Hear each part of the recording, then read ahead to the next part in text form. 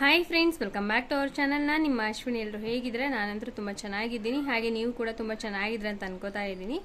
ಇವತ್ತಿನ ಒಂದು ವಿಡಿಯೋದಲ್ಲಿ ಎಲ್ಲರೂ ಕೂಡ ಕೇಳೋ ಹಾಗೆ ಮನಿ ಸೇವಿಂಗ್ ವಿಡಿಯೋನ ಇವತ್ತು ಕೂಡ ನಾನು ಮಾಡ್ತಾ ಇದ್ದೀನಿ. ಹಾಗೆ ಫ್ರೆಂಡ್ಸ್, ಹೊಸದಾಗಿ ನೋಡ್ತಾ ಇರೋವಂಥವ್ರು ಪ್ಲೀಸ್ ಸಬ್ಸ್ಕ್ರೈಬ್ ಮಾಡ್ಕೊಂಡು ನೋಡಿ. ನಿಮ್ಗೆ ಈ ವಿಡಿಯೋ ಏನಾದರೂ ಅರ್ಥ ಆಗದೆ ಇದ್ದರೆ ಮೊದಲಿಂದ ವಿಡಿಯೋ ನೋಡಿ. ಪ್ರತಿ ಒಂದು ವಿಡಿಯೋದಲ್ಲೂ ನಾನು ಹೇಳೋದು ಅಷ್ಟೇ, ಮನಿ ಸೇವಿಂಗ್ ವಿಡಿಯೋ ಮಾಡಬೇಕಾದ್ರೆ ನಿಮಗೆ ಅರ್ಥ ಆಗದೆ ಇದ್ದರೆ ಸ್ಟಾರ್ಟಿಂಗಿಂದ ಮತ್ತೆ ನೋಡಿ ಅಂತ ಹೇಳ್ತೀನಿ. ನಾನು ಕ್ಲಿಯರಾಗಿ ಕೂಡ ನಾನು ಬರೆದು ಎಕ್ಸ್ಪ್ಲೈನ್ ಮಾಡಿರ್ತೀನಿ. ಆದರೂ ಕೂಡ ಕೆಲವೊಂದಷ್ಟು ಜನ ಹೇಗೆ ಹೇಳಿದ್ರಿ ಇದ್ರ ಅಮೌಂಟು, ಇದು ಹೇಗಾಗುತ್ತೆ, ಹಾಗೆ ಹೀಗೆ ಅಂತಲೂ ಕೂಡ ಎಲ್ಲ ಹೇಳ್ತಾರೆ. ಅದಕ್ಕೋಸ್ಕರ ಹೇಳ್ತಾ ಇದ್ದೀನಿ, ನೀವು ಮೊದಲಿಂದನೂ ಕೂಡ ಕರೆಕ್ಟಾಗಿ ನಾನು ಹೇಳುವಂಥ ಮೆಥಡ್ನ ಕರೆಕ್ಟಾಗಿ ಅರ್ಥ ಮಾಡಿಕೊಂಡ್ರೆ, ನಾನು ಹೇಳಿರೋವಂಥ ವಿಡಿಯೋನ ಎಲ್ಲೂ ಕೂಡ ಸ್ಕಿಪ್ ಮಾಡದೆ ನೋಡಿದರೆ ನಿಮಗೆ ಕರೆಕ್ಟಾಗಿ ಅರ್ಥ ಆಗುತ್ತೆ. ಸ್ಕಿಪ್ ಮಾಡಿ ವಿಡಿಯೋಸ್ನ ನೋಡಿದರೆ ಎಲ್ಲೂ ಕೂಡ ನಿಮಗೆ ಅರ್ಥ ಆಗೋದಿಲ್ಲ. ಅದಕ್ಕೋಸ್ಕರ ನಾನು ಹೇಳ್ತಾ ಇದ್ದೀನಿ. ಹಾಗೆ ಇವತ್ತಿನ ಒಂದು ವಿಡಿಯೋದಲ್ಲಿ ಯಾವ ರೀತಿ ನಾವು ಅಮೌಂಟನ್ನ ಯಾವ ಮೆಥಡಲ್ಲಿ ಸೇವ್ ಮಾಡಬೇಕಂತ ಹೇಳ್ತಾ ಇಲ್ಲ. ಬಟ್ ಕೆಲವೊಬ್ಬರಿಗೆ ಮನಿ ಸೇವಿಂಗ್ ಮಾಡಬೇಕಂದ್ರೆ ಕೆಲವೊಬ್ಬರು ಅಂದ್ಕೊಳ್ಳೋಂಥದ್ದು ಏನಂದರೆ ನಮ್ಮ ಕೈಲಿ ಆಗಲ್ಲ ಅಂತ ಹೇಳ್ತಿರ್ತಾರೆ. ಹಾಗೆ ಅದು ಮಾಡೋದಕ್ಕಾಗಲ್ಲ, ಅಮೌಂಟ್ ಎಲ್ಲಿಂದ ಬರುತ್ತೆ ಅಂತಲೂ ಕೂಡ ಕೆಲವೊಬ್ರು ಕೇಳ್ತಾ ಇರ್ತಾರೆ. ಹಾಗಾಗಿ ಈ ವಿಡಿಯೋದಲ್ಲಿ ನಾನು ಅದನ್ನು ಶೇರ್ ಮಾಡ್ಕೊಳ್ತಾ ಇದ್ದೀನಿ.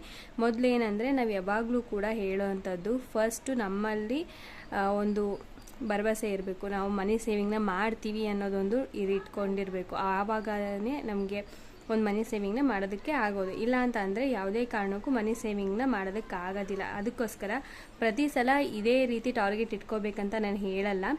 ಆದರೂ ಕೆಲವೊಂದಷ್ಟು ವೀಡಿಯೋಸ್ನು ನಾನು ಮಾಡಿದ್ದೀನಿ, ಯಾವ ಥರ ನೀವು ಮನಿ ಸೇವಿಂಗ್ನ ಒಂದು ಮೆಥಡಲ್ಲಿ ಮಾಡ್ತಾ ಹೋಗ್ಬೋದಂತ. ಆದರೆ ಮೇನ್ ಏನಂದರೆ, ಮನಿ ಸೇವಿಂಗ್ನ ಯಾವ ರೀತಿ ಮಾಡೋದಂತ ಹೇಳ್ತೀನಿ.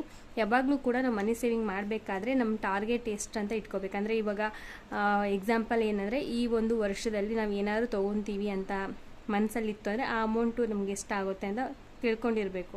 ಸೊ ಅಷ್ಟು ಅಮೌಂಟನ್ನ ಈ ಇಯರಲ್ಲಿ ನಾನು ಸೇವ್ ಮಾಡ್ಕೋತೀನಿ, ಈ ಅಮೌಂಟಲ್ಲಿ ನಾನು ಇದನ್ನು ತೊಗೋತೀನಿ. ಇಲ್ಲ ಈ ವರ್ಷ ನಾವು ಈ ಥರ ಗೋಲ್ಡ್ನ ಪರ್ಚೇಸ್ ಮಾಡ್ತೀವಿ ಅನ್ನೋದನ್ನು ಕಾನ್ಫಿಡೆಂಟ್ ಇಟ್ಕೊಂಡ್ರೆ ಮಾತ್ರ ನಮಗೆ ಅಲ್ಲಿ ತೊಗೊಳಕ್ಕಾಗೋದು.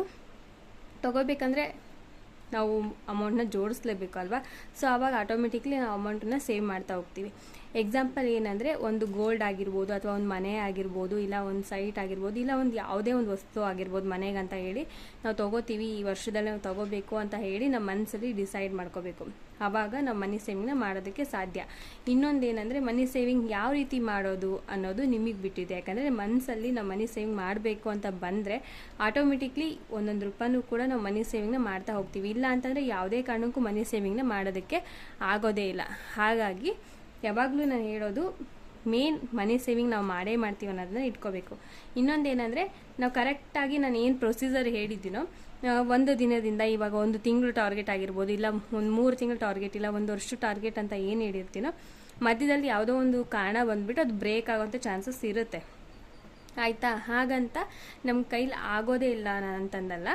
ಈಗ ಬ್ರೇಕ್ ಆಗಿದೆ, ನೆಕ್ಸ್ಟ್ ನಾವು ಮಾಡ್ತೀವಿ ಅನ್ನೋದನ್ನು ಇಟ್ಕೋಬೇಕು. ಹಾಗಂತ ನಾವು ಈಗ 1 ಮಂತ್ ಮಾಡಿದ್ದೀನಿ, ನೆಕ್ಸ್ಟ್ ಮಂತ್ ನನ್ನ ಕೈಲಿ ಆಗ್ತಾ ಇಲ್ಲ, ಬ್ರೇಕ್ ತೊಗೋಣ ಅಂತಂದರೆ ಆ ಥರ ಮಾಡೋದಕ್ಕೆ ಹೋಗಬೇಡಿ. ಏನೋ ಒಂದು ರೀಸನ್ ಬಂತು, ಏನೋ ಒಂದು ಕಾರಣ ಬಂತು, ಅಲ್ಲಿ ಬ್ರೇಕ್ ಆಯ್ತು ಅಂದರೆ ಓಕೆ. ನಿಮ್ಮ ಕೈಲಿ ಆಗೋದೇ ಇಲ್ಲ, ಈಗ ಬ್ರೇಕ್ ಆಯಿತು, ಇನ್ನೇನು ಮಾಡೋದಕ್ಕೂ ಆಗಲ್ಲ, ನೆಕ್ಸ್ಟು ನಾವು ಮಾಡೋದು ಇಲ್ಲ ಅಂತಂದು ಮನಸ್ಸಲ್ಲಿ ಅಂದ್ಕೊಂಡ್ಮೇಲೆ ಯಾವುದೇ ಕಾರಣಕ್ಕೂ ಅದು ಆಗೋದಿಲ್ಲ. ಈ ಮನಿ ಸೇವಿಂಗ್ ಅಂತಂದಲ್ಲ, ಯಾವುದೇ ಒಂದು ವಿಷಯದ ಬಗ್ಗೆ ಆಗಿರ್ಬೋದು, ನಾವು ಮನಸ್ಸಲ್ಲಿ ನೆಗೆಟಿವ್ ಆಗಿ ಥಿಂಕ್ ಮಾಡೋದಕ್ಕೆ ಹೋಗಬಾರ್ದು. ಹಾಗಿದ್ರೇ ಯಾವುದೇ ಒಂದು ಕೆಲಸ ಆಗಿರ್ಬೋದು, ಅಥವಾ ಒಂದು ಮನಿ ಸೇವಿಂಗ್ ಮಾಡೋದಾಗಿರ್ಬೋದು, ಅದರಲ್ಲಿ ಸಕ್ಸಸ್ನ ಕಾಣ್ಬೋದು. ಇಲ್ಲ ಅಂತಂದರೆ ಯಾವುದೇ ಕಾರಣಕ್ಕೂ ನಮಗೆ ಅದರಲ್ಲಿ ಸಕ್ಸಸ್ ಅನ್ನೋದು ಸಿಗೋದಿಲ್ಲ. ಮತ್ತು ಇನ್ನೊಂದೇನೆಂದರೆ, ವೇಸ್ಟೇಜ್ ಖರ್ಚು. ತುಂಬ ಜನ ನಾವು ವೇಸ್ಟೇಜ್ ಖರ್ಚು ಮಾಡ್ತೀವಿ, ಬಟ್ ಮನಿ ಸೇವಿಂಗ್ ಅಂತ ಬಂದ ತಕ್ಷಣ ಯಾವ ರೀತಿ ಮನಿ ಸೇವಿಂಗ್ ಮಾಡೋದಪ್ಪ ಅಂತ ಯೋಚನೆ ಮಾಡ್ತೀವಿ. ಆದರೆ ಇಲ್ಲಿ ವೇಸ್ಟೇಜ್ ಖರ್ಚು ನಾವು ಎಲ್ಲಿ ಮಾಡ್ತಾ ಇದ್ದೀವಿ ಅನ್ನೋದನ್ನು ಯಾವುದೇ ಕಾರಣಕ್ಕೂ ಅದನ್ನು ಗಮನಿಸೋದೇ ಇಲ್ಲ ಎಷ್ಟೊಂದು ಜನ ಅಲ್ವಾ. ಸೊ ಆ ಟೈಮಲ್ಲಿ ನಾವು ಆ ಒಂದು ವೇಸ್ಟೇಜ್ ಖರ್ಚು ಏನು ಮಾಡ್ತಾ ಇದ್ದೀವೋ, ಅಥವಾ ನಮ್ಗೆ ಬೇಡದೇ ಇರೋಂಥದ್ದನ್ನು ಏನು ತೊಗೊಳ್ತಾ ಇದ್ದೀವೋ ಅದನ್ನೆಲ್ಲ ಬಿಟ್ಟರೆ ಆಟೋಮೆಟಿಕ್ಲಿ ಮನಿ ಸೇವಿಂಗ್ ಅನ್ನೋದು ಆಗುತ್ತೆ. ಇನ್ನೊಂದು ಏನಂದರೆ, ಇವಾಗ ನಿಮಗೆ ಅಟ್ಲೀಸ್ಟ್ ಕಡಿಮೆ ಅಂದ್ರೂ ಒಂದು 5,000 ನಿಮ್ಗೆ ಸಂಬಳ ಬರ್ತಾ ಇದೆ ಅಂದರೆ ಓಕೆ, ಈ ತಿಂಗಳು ನಮ್ಗೆ 5,000 ಸಂಬಳ ಬರ್ತಾ ಇದೆ ಅಂದರೆ ನೀವು ಮನಿ ಸೇವಿಂಗ್ನ ಅದರಲ್ಲಿ ಅಟ್ಲೀಸ್ಟ್ ಅಂದ್ರೂ ಒಂದು 2,000ನಾದರೂ ನಾನು ಸೇವಿಂಗ್ನ ಮಾಡ್ತೀನಿ ಅನ್ನೋದನ್ನು ಇಟ್ಕೋಬೇಕು. 5,000 ರೂಪಾಯಿಗೆ 5,000 ರೂಪಾಯಿನೂ ಸೇವಿಂಗ್ಸ್ ಮಾಡ್ಕೋತೀವಿ ಅಂತ ಅನ್ಕೋಬಾರ್ದು. ಯಾಕಂದರೆ ಪ್ರತಿ ತಿಂಗಳು ಒಂದೇ ರೀತಿ ಇರೋದಿಲ್ಲ. ಹಾಗಾಗಿ ಏನೋ ಒಂದು ಪ್ರಾಬ್ಲಮ್ಸ್ ಬರೋದು, ಇಲ್ಲ ಒಂದು ಹೆಲ್ತ್ ಇಶ್ಯೂಸ್ ಬರ್ಬೋದು. ಹಾಗಾಗಿ 2,000, 3,000 ಈ ಥರ ಇಷ್ಟೆಲ್ಲ ಇಟ್ಕೊಳ್ಳಿ. ಸೊ ಆ ಅಮೌಂಟನ್ನು ಈ ಮಂತ್ ನಮಗೆ ಅಮೌಂಟ್ ಬಂದಿದೆಯಪ್ಪ ಅಂದ ತಕ್ಷಣ ಅದನ್ನು ತಗೊಂಡೋಗಿ ಒಂದು ಬ್ಯಾಂಕಲ್ಲಿ ಹಾಕೋದಾಗಿರ್ಬೋದು ಅಥವಾ ಒಂದು ಯಾವುದ್ರಲ್ಲೋ ಒಟ್ಟು ಸೇವಿಂಗ್ಸ್ನ ಮಾಡೋದ್ರಲ್ಲಾಗಿರ್ಬೋದು ನೀವು ಆಗ್ತಾ ಹೋಗಿ. ಆವಾಗ ಆ ರೀತಿ ಕೂಡ ನೀವು ಮನಿ ಸೇವಿಂಗ್ನ ಮಾಡ್ಬೋದು. ಬಟ್ ಯಾವುದೇ ಕಾರಣಕ್ಕೂ ನಿಮ್ಮ ಒಂದು ಏನು ಆತ್ಮವಿಶ್ವಾಸ ಇರುತ್ತೋ ಅದನ್ನು ಮಾತ್ರ ಕಳ್ಕೊಳ್ಳೋದಕ್ಕೆ ಹೋಗಬಾರ್ದು. ಆವಾಗಿದ್ದರೆ ಮಾತ್ರ ನಿಮ್ಮ ಮನಿ ಸೇವಿಂಗ್ ಅನ್ನೋದನ್ನು ಈಸಿಯಾಗಿ ಮಾಡ್ಬೋದು. ಹಾಗೆ ನನ್ನ ಚಾನಲಲ್ಲಿ ತುಂಬ ರೀತಿಯ ವಿಡಿಯೋಸ್ ಇದ್ದಾವೆ. ಮನಿ ಸೇವಿಂಗ್ನ ಯಾವ ರೀತಿ ಮಾಡೋದು, ಒಂದು ಮೆಥಡ್ ಆಗಿರ್ಬೋದು, ಪ್ರತಿಯೊಂದು ಕೂಡ ನಾನು ಹೇಳ್ತಾ ಹೋಗಿದ್ದೀನಿ. ನೀವು ಅದರಲ್ಲಿ ಯಾವ್ದು ಬೇಕಾದ್ರೂ ನೀವು ಚಾಯ್ಸ್ ಮಾಡಿಕೊಂಡು ಮಾಡ್ಬೋದು. ಆಗುತ್ತಾ ನನ್ನ ಕೈಲಿ ಇದೆಲ್ಲ ಮಾಡೋದು ಅಂತಂದರೆ ಯಾವುದೇ ಕಾರಣಕ್ಕೂ ಆಗೋದಿಲ್ಲ. ನಾನು ಚಿಕ್ಕ ಅಮೌಂಟಿಂದ ಹಿಡಿದು ದೊಡ್ಡ ಅಮೌಂಟ್ವರೆಗೂ ಕೂಡ ಯಾವ ರೀತಿ ಮನಿ ಸೇವಿಂಗ್ನ ಮಾಡೋದಂತಲೂ ಕೂಡ ಹೇಳಿದ್ದೀನಿ. ಹಾಗೆ ಒಂದು ಟಾರ್ಗೆಟ್ನ ಯಾವಾಗಲೂ ಕೂಡ ನೀವು ಫಿಕ್ಸ್ ಮಾಡ್ಕೊಳ್ಳಿ. ಇಷ್ಟು ಅಮೌಂಟಲ್ಲಿ ನಾನು ಇಷ್ಟನ್ನು ತಗೋತೀನಿ, ಇಷ್ಟನ್ನು ನಾನು ಮಾಡಲೇಬೇಕು, ಒಂದು ವರ್ಷದಲ್ಲಿ ನಾನು ಇಷ್ಟು ಅಮೌಂಟ್ ಜೋಡಿಸ್ಲೇಬೇಕು ಅಂತ ಒಂದು ಟಾರ್ಗೆಟ್ನ ಇಟ್ಕೊಂಡ್ರೆ ಮಾತ್ರ ನಿಮಗೆ ಮನಿ ಸೇವಿಂಗ್ ಅನ್ನೋದನ್ನ ಮಾಡೋದಕ್ಕೆ ಆಗುತ್ತೆ. ಇಲ್ಲ ಅಂತಂದರೆ ಯಾವುದೇ ಕಾರಣಕ್ಕೂ ಮನಿ ಸೇವಿಂಗ್ ಅನ್ನೋದು ಮಾಡೋದಕ್ಕಾಗಲ್ಲ. ಕೆಲವೊಂದಷ್ಟು ಜನ ಅರ್ಧ ಮಾಡಿರ್ತಾರೆ, ನೆಕ್ಸ್ಟು ಇನ್ನೊಂದೇನೋ ಒಂದು ಬಂತು ಅಂತ ಹೇಳ್ಬಿಟ್ಟು ಅಲ್ಲಿಗೆ ಡ್ರಾಪ್ ಮಾಡ್ತಾರೆ. ಸೊ ಆ ಥರ ಮಾಡೋದಕ್ಕೆ ಹೋಗ್ಬೇಡಿ. ಆಯಿತು, ಇದು ಒಂದು ವಾರ ಹಾಕೋದಕ್ಕಾಗಿಲ್ವಾ, ಇಲ್ಲ ಒಂದು ಮಂತ್ ಹಾಕೋದಕ್ಕಾಗಿಲ್ವಾ, ಓಕೆ ಪರವಾಗಿಲ್ಲ, ನೆಕ್ಸ್ಟ್ ಮಂತ್ ಮತ್ತೆ ಕಂಟಿನ್ಯೂ ಮಾಡೋಣ. ಏನು ನಾವು ಅಮೌಂಟನ್ನ ಸೇವ್ ಮಾಡಿದೀವೋ ಅದ್ರ ಜೊತೆಗೇ ಮತ್ತೆ ಅಮೌಂಟ್ನ ಸೇರಿಸ್ತಾ ಹೋಗೋಣ ಅನ್ನೋದನ್ನು ನಾವು ಯಾವಾಗಲೂ ಕೂಡ ಯೋಚನೆ ಮಾಡಬೇಕು. ಇಲ್ಲ ಅಂತಂದರೆ ಯಾವುದೇ ಕಾರಣಕ್ಕೂ ಹೇಳಿದ್ನಲ್ವ ಮನಿ ಸೇವಿಂಗ್ ಮಾಡೋದಕ್ಕೆ ಮಾತ್ರ ಆಗೋದಿಲ್ಲ. ಅದಕ್ಕೋಸ್ಕರನೇ ಯಾವಾಗಲೂ ಕೂಡ ಒಂದು ಲಾಂಗ್ ಟರ್ಮ್ ಇಟ್ಕೊಳ್ಳಿ ಅಂತ ನಾನು ಎದಕ್ಕೆ ಹೇಳ್ತೀನಿ ಅಂತಂದರೆ, ನಮಗೆ ಜಾಸ್ತಿ ಅಮೌಂಟ್ ಸೇವ್ ಆಗ್ತಾ ಹೋದಂಗೆ ನಮಗೆ ಏನಾದರೂ ತೊಗೊಳೋದಾಗಿರ್ಬೋದು ಅಥವಾ ಒಂದು ಸಾಲನಾದರೂ ತೀರಿಸ್ಕೊಳೋದಾಗಿರ್ಬೋದು, ಆ ಥರನ ಮಾಡ್ಕೋಬೋದು.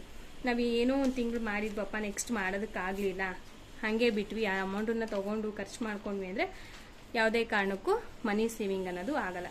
ಒಂದು ಪುಟ್ಟ ಅಮೌಂಟ್ ಆಗಿರ್ಬೋದು ಅಥವಾ ₹1 ಆಗಿರ್ಬೋದು, ₹5 ಆಗಿರ್ಬೋದು, ಪ್ರತಿಯೊಂದೂ ನೀವು ಸೇವಿಂಗ್ಸ್ನ ಮಾಡ್ತಾ ಹೋಗಿ ನಿಮಗೆ ಕ್ಲಿಯರಾಗಿ ಗೊತ್ತಾಗುತ್ತೆ ಎಷ್ಟು ಅಮೌಂಟನ್ನು ನಾವು ಸೇವಿಂಗ್ಸ್ನ ಮಾಡ್ಬೋದು ಅಂತ ಹೇಳಿ.